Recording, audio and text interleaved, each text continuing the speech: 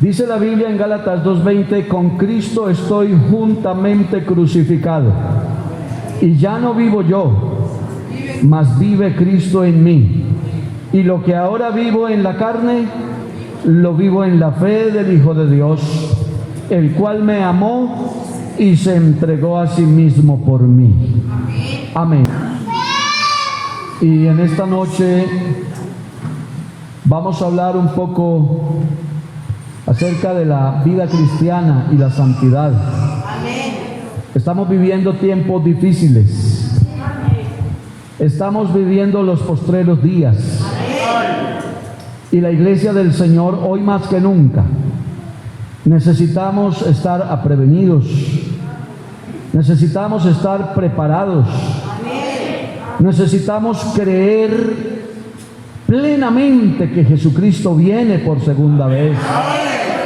Debemos de estar convencidos de que es eminente la segunda venida del Señor y prepararnos, vivir alerta. Glorificado es el nombre del Señor. Cuando uno está, hermanos, en vísperas de viajar, uno empieza a preparar las cosas, ¿cierto? Que no se me vaya a quedar esto, que no se me vaya a quedar lo otro. Una de las frases más reconocidas, y lo tengo por experiencia cada que uno sale, cuando salgo con mi familia es, y cuando salimos le digo, no me vayan a decir la frasecita, dice, ya sé que se me olvidó. Algo se le olvida. Se me quedó el cargador del celular. Se me quedó esto.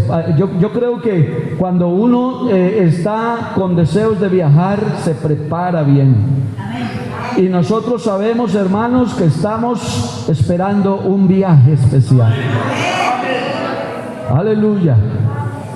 Yo me imagino el escenario donde el Señor va a reunir o va a estar con su esposa, con su novia. Amén.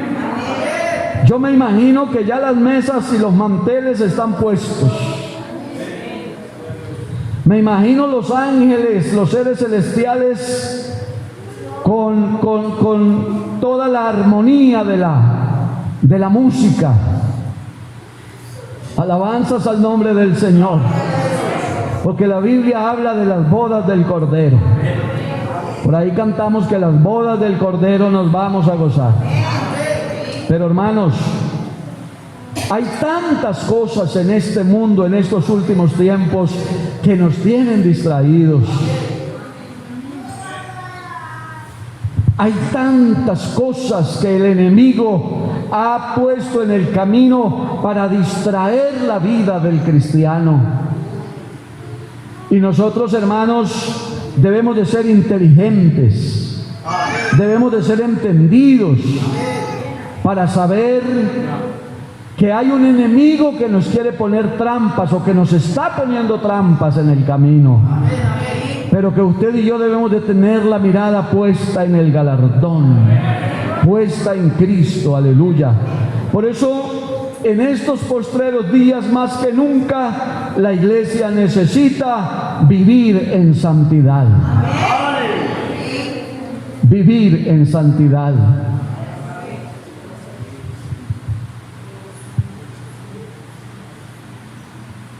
Hay una cantidad de situaciones, hermanos,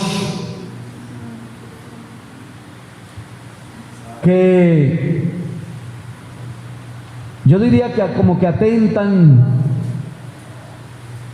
contra la iglesia contemporánea, la iglesia de los últimos días.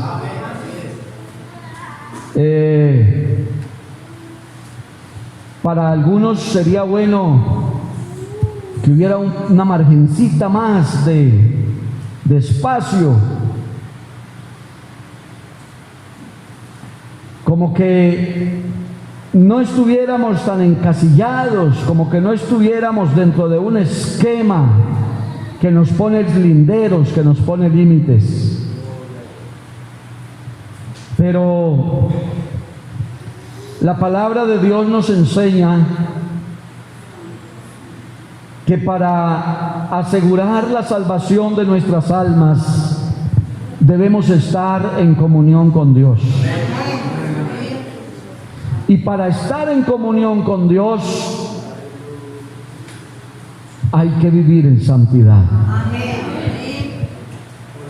Este mensaje, hermanos, de esta enseñanza, esta introducción que les estoy haciendo,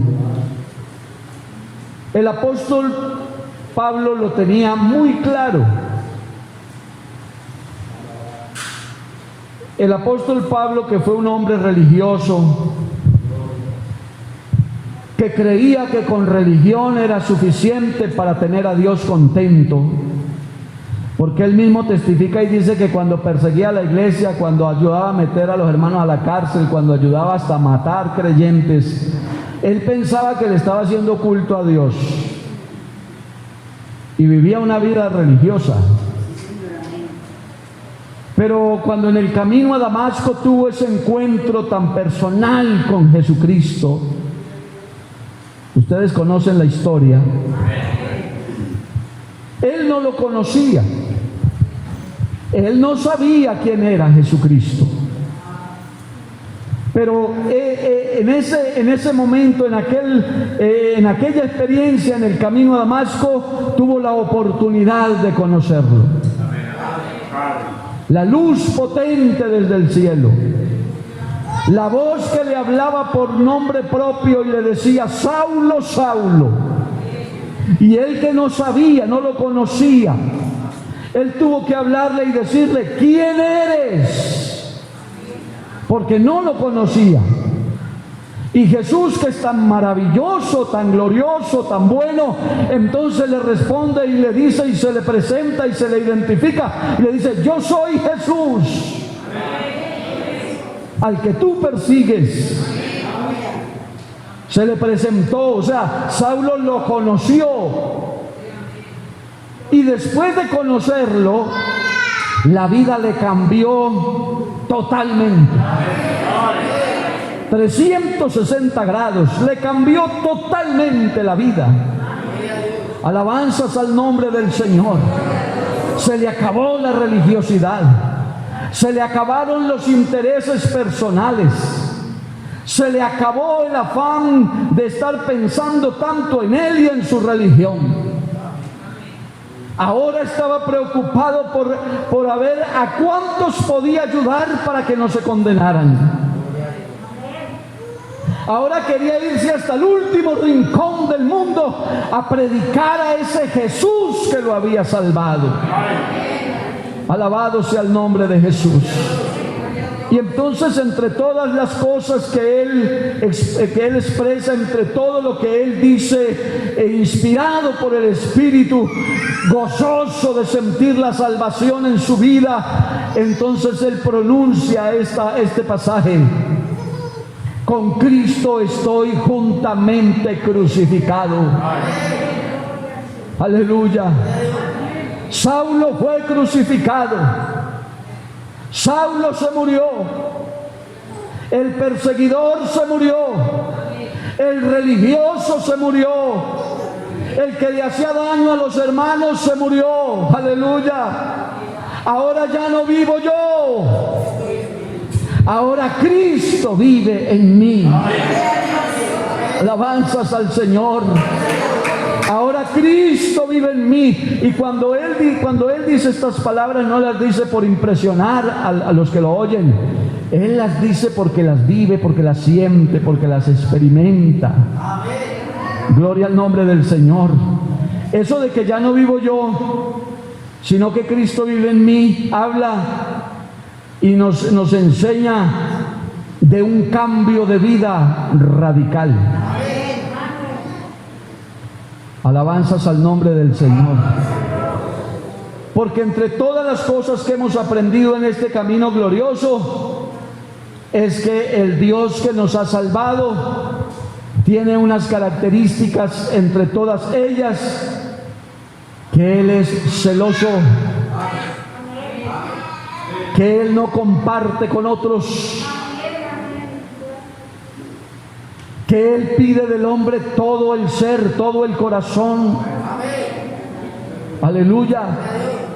O sea, cuando dice Cristo vive en mí, para que Cristo viva en mí, yo tengo que propiciar el ambiente. Alabanzas al nombre del Señor. A veces uno de los temas que uno más usa cuando recién llega a hablar con alguien, quiere como entablar un diálogo.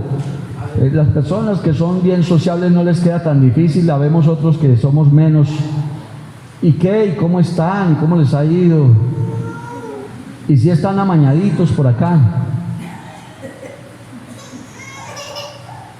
Porque para uno estar a gusto y estar amañadito, tiene que tener un ambiente de acuerdo al gusto que uno tiene. Y nosotros sabemos que el gusto de Dios, Él dice, yo habito la santidad, y con el quebrantado y humilde de espíritu. Al altivo lo mira de lejos. Es decir, ahí la Biblia presenta las características en las que Dios se siente bien en un templo, porque el templo de Dios ya no son estas paredes, el templo de Dios es la iglesia, nosotros. Entonces ese templo debe de estar en condiciones para que la presencia de Dios, para que el Dios Todopoderoso viva ahí. Pablo estaba convencido de eso y dijo, el Saulo mala persona, el Saulo mundano, ese fue crucificado juntamente con Cristo. Aleluya. Ya no vivo yo, mas vive Cristo en mí. Y lo que ahora vivo en la carne, lo vivo en la fe del Hijo de Dios, el cual me amó y se entregó a sí mismo por mí. Mire, hermanos, hay algo bien interesante, y es que es tan importante alejarnos del mundo como acercarnos a Dios. Y quiero llevarlos a reflexionar un poquito sobre esto. Porque hay gente que con sus capacidades, con su disciplina, con su carácter fuerte y con sus decisiones firmes, logran de alguna manera irse saliendo de muchas cosas que son mundanas. Es decir, hay personas que con sus capacidades humanas se pueden salir un poco del mundo, pero que eso no significa que se acerquen a Dios. Por eso cantamos una canción, un himno por ahí que dice: por sus fuerzas muchos hombres se reforman, pero ¿qué pasa con ellos? Se quedan siempre siervos de Satán. Eso significa que se alejan un poco. Hay personas que y con razón lo dicen: yo para dejar de tomar trago no necesito volverme un evangelio. Yo para ser mejor persona, hablar mejor, no necesito una religión. Y es posible. Hay gente que se propone y deja algunas cosas del mundo. Pero no significa que el estarse alejando del mundo lo tenga cerquita de Dios. Entonces es tan importante que nos alejemos del mundo como es importante el acercarnos a Dios. Gloria al nombre del Señor. Porque en el otro extremo está la otra parte, y es que muchos quieren acercarse a Dios sin alejarse del mundo. Por eso hoy en día hay doctrinas, iglesias para todos los gustos.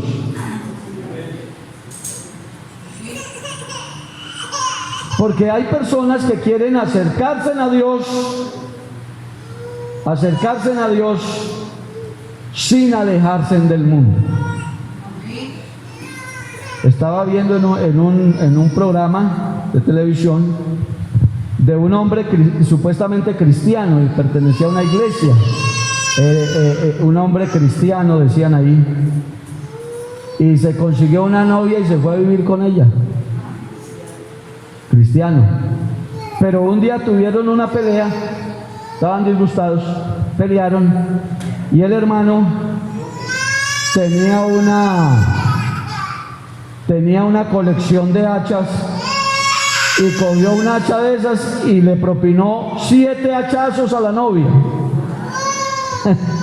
Entonces uno dice, ¿qué clase de cristiano es ese? Porque hay gente que quiere acercarse a Dios sin alejarse del mundo.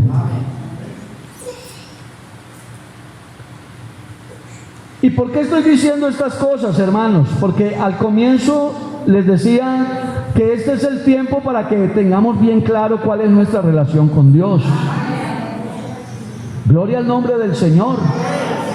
Este no es el tiempo para aspirar a que nos hablen un mensaje más libertino. Este no es el tiempo para que estemos esperando que nos abran la puerta para vivir una vida cristiana más libertina. Algunos hablan de una mente abierta.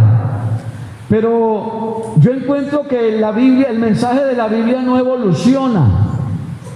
Yo encuentro que el mensaje de la Biblia sigue siendo el mismo. O sea, lo que predicaron hace 100 años que era pecado, hoy en este 2021 sigue siendo pecado. Entonces, no es la Biblia la que tiene que cambiar, no es Dios el que tiene que cambiar, porque Dios es inmutable, Él no cambia. Aleluya. Somos nosotros los que debemos de entender que para tener comunión con Dios necesitamos santidad. Y que la santidad la conseguimos cuando nos acercamos a Dios. Y que para acercarnos a Dios toca que alejarnos del mundo. ¿Quién le da una alabanza al Señor? Gloria a Dios. Entonces, hermanos,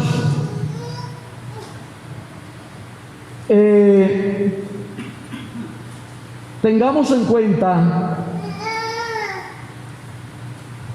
que el acercarnos a Dios es lo que nos permite vivir una santidad genuina. Y es lo que nos hace fácil vivir una vida santa. La vida en santidad es fácil vivirla cuando nos acercamos a Dios.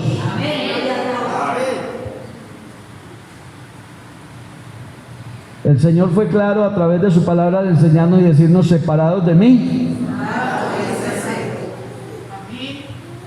Entonces hay que acercarnos a Dios. Cuando una persona se acerca a Dios, vivir la vida cristiana no es una carga, es un deleite. Cuando una persona no está tan cerca de Dios, la vida cristiana se le convierte en una carga. Dice: ya porque me toca irme para la iglesia y al pastor no le gusta verme así, pero si yo fuera así, yo más bien, ¿cierto? Si no fuera por esto, si no fuera porque en la iglesia dicen, pero realmente en el corazón no hay el sentir. Pero cuando uno se acerca a Dios, uno lo que pregunta es: Señor, ¿qué más quiere que yo haga? Alabanzas al nombre del Señor. A uno no le interesa lo que el diablo y el mundo diga. A uno le interesa que Dios esté contento con uno. Vea, hermanos, cuando Dios está contento con uno, cuando Dios está agradado con uno, hermanos, esto es maravilloso y se disfruta la vida cristiana. Dios le llena el corazón de gozo, Dios lo llena de esperanza, Dios le permite sentir paz en medio de la tormenta. Dios lo hace vivir con gozo, con alegría, con esperanza, con paz, con regocijo.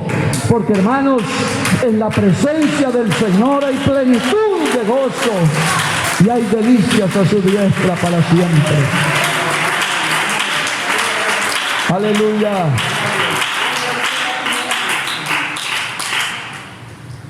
Separarse del mundo.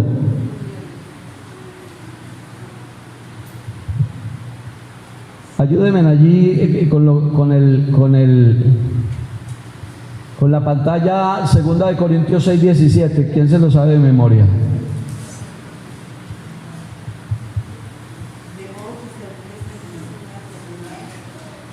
Aleluya. 2 Corintios 6:17. ¿Ya está? Voy a ver si lo encuentro.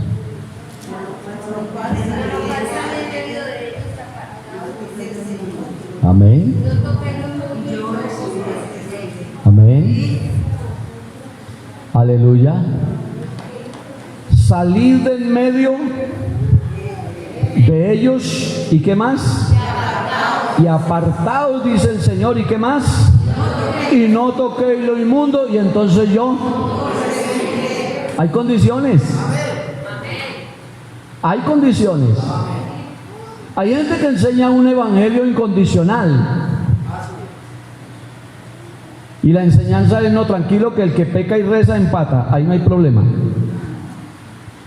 Se presenta un evangelio incondicional. Y yo, más allácito, miraremos cómo, bueno, eso ya lo sabemos, algunas veces lo he enseñado ya, cómo el amor de Dios es incondicional, ¿cierto? Dios ama incondicionalmente. Dice Juan 3:16, porque de tal manera amó Dios a los evangélicos. No, dice: de tal manera amó Dios al mundo.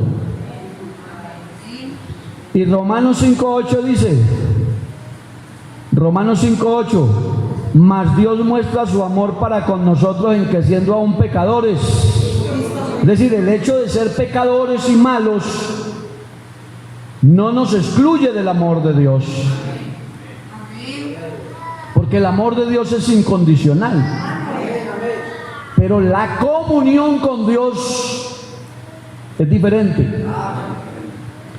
Ya la comunión con Dios sí está condicionada. Alguna vez me dijeron que la enseñanza era falsa porque yo estaba enseñando algo que no era. Pero hermanos, vea, yo entiendo la Biblia y sé que no me equivoco en lo que predico. Yo entiendo la Biblia que no estamos en la ley de Moisés, pero estamos en la ley de Cristo. Y sí está condicionada. Porque cuando usted lee 1 Corintios 6, 1 Corintios 9, 6 creo que es, entonces dice: no erréis, ni los fornicarios, ni los adúlteros, ni los afeminados, y hay una lista, dice, esos no entran. ¿Eso qué quiere decir, hermanos? Que está condicionado. Claro, no es una ley. Desde luego que no es una ley. Porque la salvación es por fe, pero es una fe obediente. Es una fe obediente. Entonces, separarse del mundo implica a lo que dice aquí el texto que leímos: por lo cual salgan del medio de ellos, es decir, del mundo, apártense, dice el Señor, no toquen lo inmundo, y entonces yo los recibiré. Eso es separarse del mundo. Aleluya. Acercarse a Dios. Dice Romanos capítulo 12, pasaje bien conocido, Romanos 12, así dice la palabra: así que, hermanos, os ruego por las misericordias de Dios que presentéis vuestros cuerpos en sacrificio vivo, aleluya, santo, agradable a Dios, que es vuestro culto racional, es decir, el culto de la razón. De pronto sus vecinos, algunos de sus familiares, no hallan la razón por la cual usted se vino al culto. Dice, pero bien cansado que salió del trabajo, para irse por allá con una Biblia. Dejarse ver el partido, la novela que está tan buena, para irse por allá. No entienden la razón. Pero nosotros estamos haciendo el culto de la razón. Nosotros razonamos, nosotros entendemos que es más importante acercarnos a Dios. Amén. Que es mucho más importante estar en la presencia del Señor que participar de las cosas del mundo. Entonces son las dos cosas. En 2 Corintios 6 dice: apártense, salgan. Y este pasaje de Romanos 12 dice: hagan el culto de la razón, vayan, acérquense, búsquenlo. Gloria al nombre de Jesús. Entonces, cuando una persona ya viene al camino del Señor y experimenta, porque esto es un milagro, este es el milagro más grande. Aleluya. Experimentar el perdón, sentir el perdón, porque esto se siente, hermanos. El que no lo haya sentido, hermano, busque, pídale al Señor que toque su vida, porque el perdón se siente. Condenado, sentenciado. Dijo el escritor en San Juan capítulo 3, el que en él cree no es condenado, pero el que no cree ya ha sido condenado. Es decir, que el mundo está bajo condenación, y que bajo esa condición, ese estado, estábamos nosotros. Pero si a mí me preguntaran esta noche, sin el ánimo de ser jactancioso, sin el ánimo de ser egoísta o petulante o quererme ser más que los demás, si a mí me preguntaran esta noche, yo les diría: yo no estoy bajo condenación. Yo no. Ya hubo uno que pagó mi deuda. Yo me lavé con la sangre del Cordero. Aleluya. Hubo uno que por sus llagas yo fui curado, que la vida que Él entregó y que la sangre que Él derramó en el madero de la cruz alcanzó para liberarme a mí de la esclavitud del pecado. Alabanzas al Señor. Bendito es el nombre de Jesús. Y entonces, hermanos, nos apropiamos de la palabra. La Biblia dice en Romanos 8:1. ¿Qué dice Romanos 8:1? Ahora pues, ninguna condenación hay para los que están en Cristo Jesús. Yo quiero preguntar esta noche: ¿cuántos sienten aquí que están en Cristo Jesús?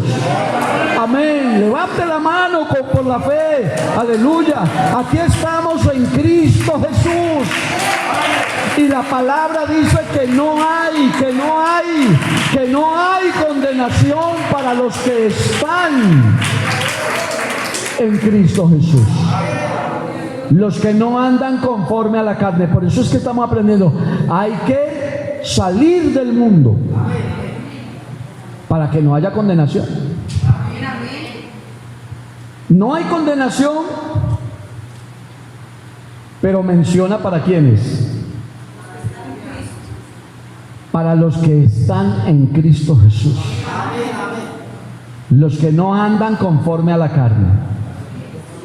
Porque cuando una persona siente el llamado de Dios, Dios toca su vida, lo llama, le cambia el chip, porque Dios lo cambia a uno. Yo creo que esta transfusión de sangre nos hace, el Señor nos cambia totalmente.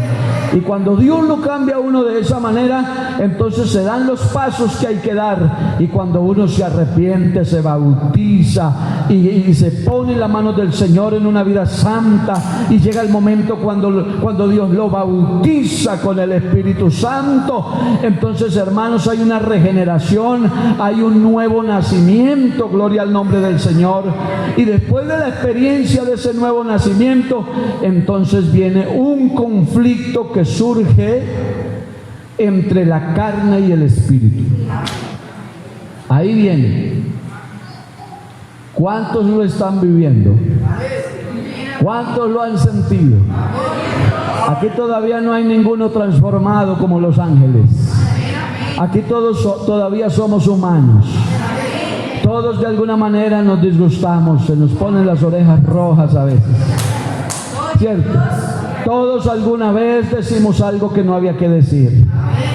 Todos fallamos en algún momento porque hay un conflicto, hay una batalla entre la carne y el espíritu. Y usted, después de que en el acaloramiento dice o hace lo que no debía hacer, después está diciendo: Señor, ¿yo por qué? Ay, ¿yo por qué hice eso? Entonces el espíritu lo corrige, lo constriñe, el espíritu lo procesa, el espíritu le dice: estás mal. Lo redarguye, gracias. Y entonces la persona que es sensible al espíritu, ¿qué hace? Va y se arrodilla, habla con Dios. Cuando David le dijo a Natán: eso tiene que pagarla 4 veces y hasta meterlo a la cárcel y hacer esto, y Natán le dijo: ese es usted, mi rey. Y entonces David se vio descubierto y David dijo: pequé contra Jehová. Y comenzó el dolor. Miren ustedes, hermanos, la diferencia en estos procesos. David se arrepintió, le dolió. David se le tiró al piso al Señor, porque se necesita humillación en la presencia de Dios para la restauración. Aquí hay que seguir entendiendo que Dios es Dios, con nosotros o sin nosotros. Un hermano dice: no, me gusta lo que dijo el pastor, lo que hicieron en la iglesia, ahora me escarrío, me voy al mundo. ¿Y usted cree que Dios deja de ser Dios porque usted se apartó? No. El Señor se va para allá debajo del puente y se trae unos 3 o 4 de allá y reemplazan. Él es Dios. Entonces, cuando fallamos, no es que Dios tenga que doblegarse ante nosotros, es que nosotros tenemos que bajar la cabeza. Amén. Hay que venir a la presencia de Dios a reconocer nuestra falta. Aleluya. Y David tiene que decir: contra ti solo he pecado, he hecho lo malo delante de tus ojos. Y por allá dice: devuélvame el gozo de la salvación. Como que se le perdió eso de lo que yo les estaba hablando ahora. Cuando se siente el perdón, eso produce gozo de salvación. Pero a David se le perdió, dijo: devuélvamelo, Señor. Pero mire la diferencia. Judas también se arrepintió, y Judas también fue a devolver la plata. Y Judas también fue compungido diciendo: entregué sangre inocente. ¿Cuál es la diferencia? La diferencia es a dónde acudieron. David dijo: pequé contra Jehová, y él se le tiró al piso, fue al Dios Todopoderoso. Y Judas dijo: la embarré, y se fue a buscar a los sacerdotes, les devolvió la plata. Y ellos le dijeron: no nos interesa su plata, es que yo entregué sangre inocente. Dijo: a nosotros qué nos importa, allá tú. Porque es mejor caer en manos de Dios que caer en manos de los hombres. Aleluya. Entonces, amada iglesia, sí necesitamos acercarnos a Dios. Y sí necesitamos la ayuda de Dios para el conflicto que surge entre nosotros. Entre nosotros quiero decir, en nuestro ser. Aleluya.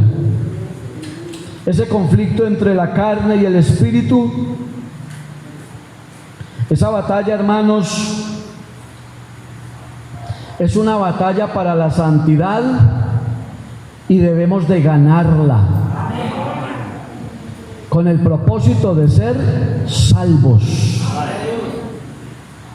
de ser salvos. Eso es lo que dice Gálatas capítulo 5 versos 16 y 17. Esa batalla hay que ganarla para ser salvos. Se lo voy a decir sin anestesia. Si te gana la batalla de la carne, pierdes la salvación. Hay que ganar la batalla, hermanos, en el Espíritu para asegurar la salvación. Gloria al nombre del Señor. ¿Y cómo se consigue esto, hermanos? Buscando la presencia de Dios. Buscando la presencia de Dios. Voy terminando. Nosotros debemos de ser bien conscientes de que no hay un término medio, no hay un sitio intermedio, no hay un lugar gris que no sea ni tinieblas ni luz. No lo hay. Por ahí la religión tradicional se inventó un sitio intermedio, pero ustedes saben que eso es falso. ¿Cierto? No existe. Solo hay dos lugares.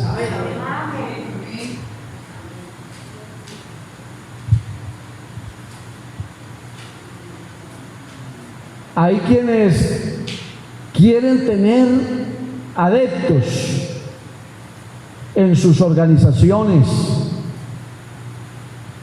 Hay quienes quieren tener adeptos, pero el Señor no mandó a tener adeptos en la iglesia, sino hijos de Dios. El que quiere tener adeptos hace proselitismo para tener gente que asista. Y en algunos casos presentan un evangelio que Pablo dijo, no es que haya otro evangelio, sino que hay quienes lo distorsionan. Y presentan un evangelio facilista. Presentan como si hubiera un lugar gris que no es ni tinieblas ni luz. Pero usted y yo sabemos que no existe. Amén. Es que allá le ven mucho problema, le ponen muchas arandelas al asunto, allá son muy fanáticos, no evolucionan, se quedan con lo del siglo pasado, la edad de piedra, eso se quedan, y hablan y los juzgan y dicen extremadamente moralistas esos evangélicos. Estamos ya en el siglo XXI, aquí necesitamos una mente más abierta y un mensaje más, y se habla como que ojalá encontráramos un lugar medio. Yo los quiero invitar, hermanos, en esta noche a que no anhelemos un lugar medio. Yo quiero invitarlos a que estemos en el camino de la luz. Dios es luz y no hay ninguna tinieblas en Él. Alabanzas a su nombre. No hay terreno neutro. O somos de una familia o somos de la otra. Eso suena como fuerte, pero así es. Vamos a ir dejando hasta aquí, hermanos, por el tiempo que no nos da más. Pero voy a sustentarles esto con dos versículos y terminamos. Segunda de Corintios 4 nos dice, Segunda de Corintios capítulo 4 versículo 3. Pero si nuestro evangelio está aún encubierto, entre los que se pierden está encubierto, en los cuales el Dios de este siglo cegó el entendimiento de los incrédulos para que no les resplandezca la luz del Evangelio de la gloria de Cristo, el cual es la imagen de Dios. ¿Sí ven lo que dice Pablo? No existe ese lugar. Lo que pasa es que el enemigo ha cegado el entendimiento de algunos. El Dios de este siglo cegó el entendimiento de los incrédulos para que no les resplandezca la luz del Evangelio. Aleluya. Y dice Primera de Pedro capítulo 2 verso 9, habla de la otra familia. ¿Somos de una o somos de la otra? Y de la otra familia dice, mas vosotros sois. Aleluya. Habla de la iglesia, habla de esta familia preciosa y dice, ustedes son una familia escogida. Linaje quiere decir familia. Ustedes son linaje escogido. Ustedes son nación santa. Ustedes son pueblo adquirido por Dios, para que anuncien las virtudes de aquel que los llamó de las tinieblas, los sacó de la otra familia y los puso en esta familia. Alabanzas al Señor. Pero no somos intermedios. No lo somos. Hoy decimos con toda seguridad, somos la familia del Señor. Aleluya. Alabanzas a su nombre. Tenemos un Padre que responde por nosotros. Tenemos un Padre que nos lleva tomados de la mano, que nos defiende y nos cuida y nos guarda en los momentos difíciles. Créale.